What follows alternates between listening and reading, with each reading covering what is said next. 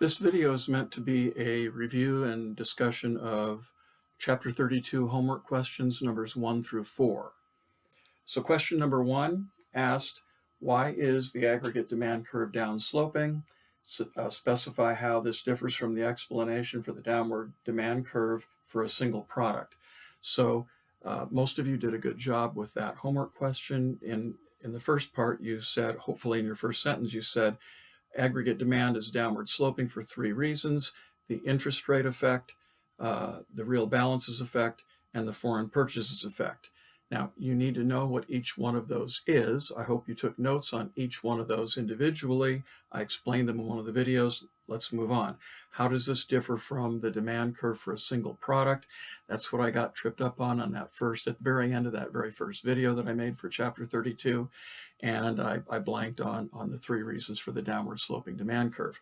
And they are, of course, the substitution effect. At lower prices for an individual product, you'll buy more of that product and less of other products that are like it because it's now cheaper than those other products. That doesn't work for the AD curve because when the price level goes down, it goes down on all products, and so all products are a little bit cheaper.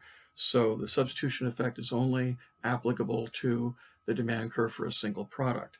The income effect is the second reason for the downward sloping demand curve for a single product, and that is a little bit similar to the real balances effect. If you think those two sound like they're kind of close, they are. They're very similar. They're not exactly the same thing, but they are similar reasons. At lower price level, your money will go further. For individual products, your current income will go further. You can buy more of everything. The real balances effect in the aggregate demand curve says that your money balances in terms of your savings accounts, the value of your stocks and bonds and all those things will go further, will buy you more. So your real balances are more and you buy a little more of everything. And then the third reason for the downward sloping individual demand curve, of course, is diminishing marginal utility. Let's move on to number 2. Actually, the end of number 1, and many of you didn't address this in your homework. What role does the multiplier play in shifts of the aggregate demand curve? And I don't know how specific I was about that. Let's draw quickly an aggregate demand curve here. Price level and GDP. If, let's say, either businessmen invest an additional $10 billion or government spends an additional $10 billion that it wasn't going to spend previously, or consumers borrow and spend or somehow get money and spend an additional $10 billion, and the multiplier, let's say it's 4 for this economy. They've got an MPC of 0.75, so the multiplier is 4. An additional $10 billion of spending will become $40 billion in AD.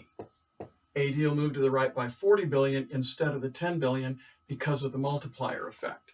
Okay, so that's how the multiplier effect influences shifts of the aggregate demand curve. Number 2, what is distinguished between the real balances and the wealth effect? So the real balances effect is a reason for the downward sloping aggregate demand curve. The wealth effect is something that actually shifts the demand curve. So the real balances effect has to do with the price level altering the real value of your balances, whatever assets you have. The wealth effect is simply a feeling that consumers get when their portfolios increase in value, their stocks and bonds that they own, if they own them, or other things that they may have that are of value, their homes or their cars or whatever. If they increase in value, that wealth effect is a shifter of the aggregate demand curve, whereas the real balances effect moves us along the aggregate demand curve. Number 3, assumptions of the immediate short-run aggregate supply curve.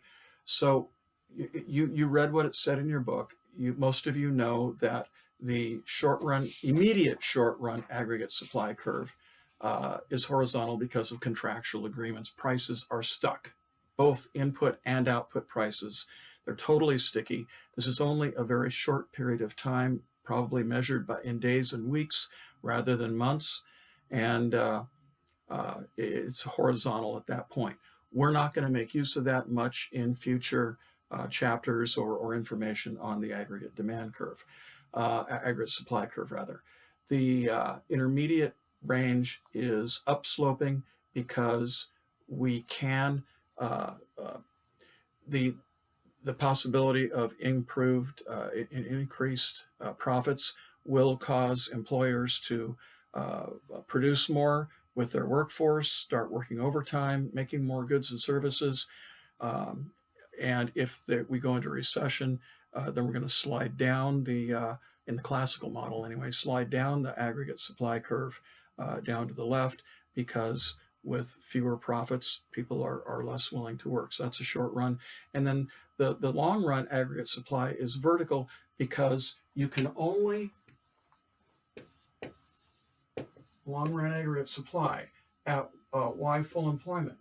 You can only make that level of output. You can make a little more than that level. You can go beyond that level of output for a short period of time, but eventually input prices are going to get driven up, and we're going to wind up back on that long run aggregate supply curve. So that's just the maximum that we can do. And of course, if we're falling short of that, then either prices will drop or government will step in and we'll get back to full employment. So the long run aggregate supply curve is perfectly vertical. And then number 4, explain how an upsloping aggregate supply curve weakens the realized multiplier. And you know the right thing to say there. You say that it weakens it because there is a price effect along with an output effect. Basically, we would move $40 billion to the right because of the multiplier effect.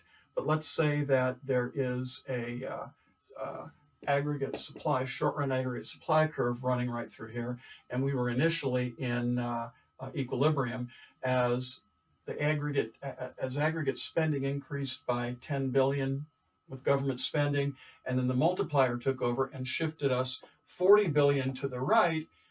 The increase in prices, the inflation that brings in, eats up a lot of the multiplier effect, and we wind up only getting somewhat significantly less than the full multiplier effect.